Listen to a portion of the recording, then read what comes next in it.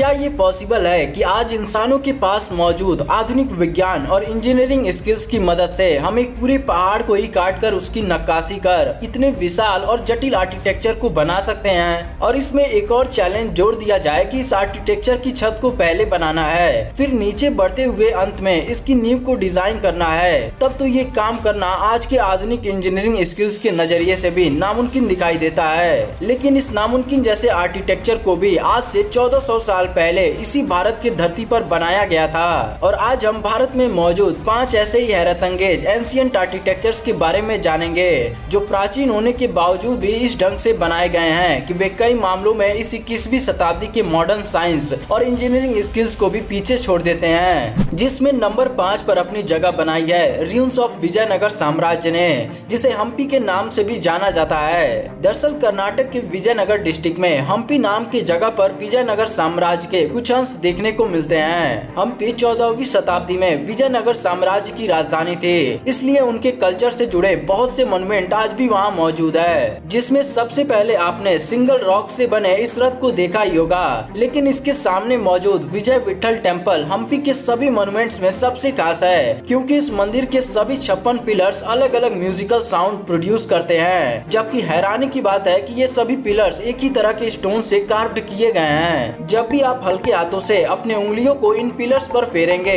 तब यह pillars mainly 7 musical notes में 4 सारे गामा के साउंड इफेक्ट्स निकालते हैं। लेकिन यह पिलर्स ऐसा कैसे करते हैं ये अभी भी एक मिस्ट्री है, जो बताता है कि प्राचीन भारत के लोगों का विज्ञान कितना एडवांस था। Number 4 Khajuraho temple.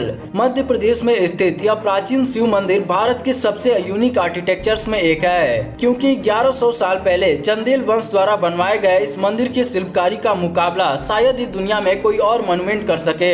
जैसा कि आप खुद ही देख सकते हैं कि मंदिर के चारों तरफ ऊपर से लेकर नीचे तक हर जगह इतने डिटेल्ड स्कल्पचर्स नक्काशी की मदद से उभारे गए हैं। और यही दर्शाता है कि प्राचीन समय में भारत के लोग कार्विंग और क्राफ्टिंग जैसे स्किल्स में किस हद तक स्किलफुल थे।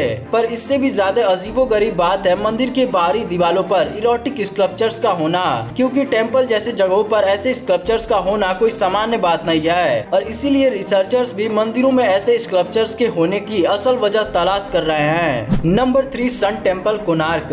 कोणार्क का सूर्य मंदिर, जिसे आपने गौर किया हो तो ये हमें 10 रुपए की भारतीय नोट पर भी देखने को मिलता है, क्योंकि ये टेम्पल भारत का एक ऐसा अमूल्य धरोहर है जिस पर सभी भारतीयों को गर्व होना ही चाहिए। इस सूर्य मंदिर का निर्माण सन 1250 में किया गया था, जिससे जुड़ी सबसे कमाल की बात है कि इसका डिजाइन किसी रथ की तरह किया गया है। मंदिर के दोनों तरफ 24 पहिए बने हुए हैं और इससे जुड़े हुए दिखते हैं ये 7 घोड़े की मूर्तियां, जो संदेश देता है कि सूर्य के इस रथ को उनके घोड़े खींच रहे हैं। लेकिन ये पहिए यानी चक्र केवल डिजाइन के लिए ही यहाँ नहीं बनाए गए थे, बल्कि उस दौर में लोग इसकी मदद से समय भी देखा करते थे। रिसर्चर्स के मुताबिक 12 जोड़े चक्र साल के 12 महीने को रिप्रेजेंट करता है और कुल 24 पहिए दिन के 24 घंटे को दर्शाता है। और इन चक्रों में 8 स्पाइक्स लगे हुए हैं, जो एंशिएंट स्क्रिप्चर्स के मुताबिक एक दिन के 8 प्रहर को शो करता है। यह सारी चीजें बताती हैं कि इतना कुछ मैथमेटिकल होना सिर्फ कोइंसिडेंस तो नहीं हो सकता। उस वक्त भी लोगों को टाइम के यूनिट यानी महीने, दिन, घंटे, यहाँ तक कि मिनटों की भी जानकारी थी। Number 2 Kailash temple. दोस्तों वैसे तो आपने दुनिया में 7 अजूबों को देखा और उसके मिस्ट्री के बारे में सुना ही होगा, लेकिन कैलाश टेम्पल के बारे में जानने के बाद आप इस आर्किटेक्चर को 7 वंडर से भी ऊपर जगह देंगे, क्योंकि महाराष्ट्र के एलोरा केव्स में मौजूद यह विशाल मंदिर दुनिया के बाकी आर्किटेक्चर की तरह पत्थरों से जोड़कर नहीं बनाए गए, बल्कि इस मंदिर को एक पहाड़ के बड़े हिस्से को काट कर बनाया गया था। पर कैलाश टेम्पल की सबसे शॉकिंग बात यह है कि जैसे दुनिया में कहीं माउंटेन्स या रॉक पर वास्तुकला बनानी होती है तो वे सामने से शुरू करते हुए पीछे की तरफ बनाए जाते हैं, लेकिन कैलाश टेम्पल बनाने की शुरुआत सामने से ना करके ऊपर से नीचे की तरफ बनाई गई थी। और यही बात दुनिया के टॉप आर्कियोलॉजिस्ट को भी हैरान कर देता है कि आखिर 7th सेंचुरी में इसे कैसे बनाया गया होगा, क्योंकि ऊपर से नीचे की तरफ इतने विशाल आर्किटेक्चर को इतने कैलकुलेटिव परफेक्शन के साथ बनाना आज के इस 21वीं शताब्दी में भी संभव नहीं है। Number 1 iron pillar.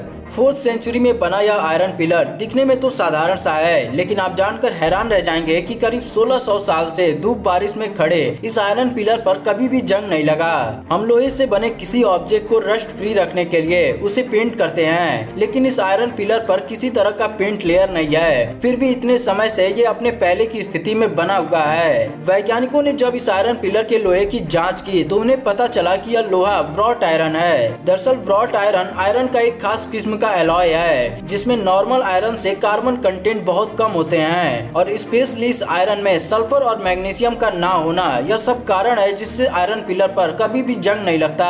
यही साइंटिफिक काम बताते हैं कि हजारों साल पहले भी लोगों के पास मेटलर्जी की काफी जानकारी थी। तो ये थे भारत के टॉप 5 एंशिएंट मार्वल्स आर्किटेक्चर जिनके इंजीनियरिंग और कार्विंग स्किल्स किसी चमत्कार से कम नहीं। तो आपको इन सभी वास्तुकलाओं में सबसे हैरतअंगेज कौन सा लगा हमें कमेंट में जरूर बताएं। और अगर आपको यह वीडियो पसंद आई हो तो वीडियो को लाइक करके हमारे चैनल को तुरंत सब्सक्राइब कर लें, साथ ही नोटिफिकेशन बेल को ऑन करना मत भूलिएगा। तो अभी के लिए सिर्फ इतना ही, मिलते हैं अपने नेक्स्ट वीडियो में।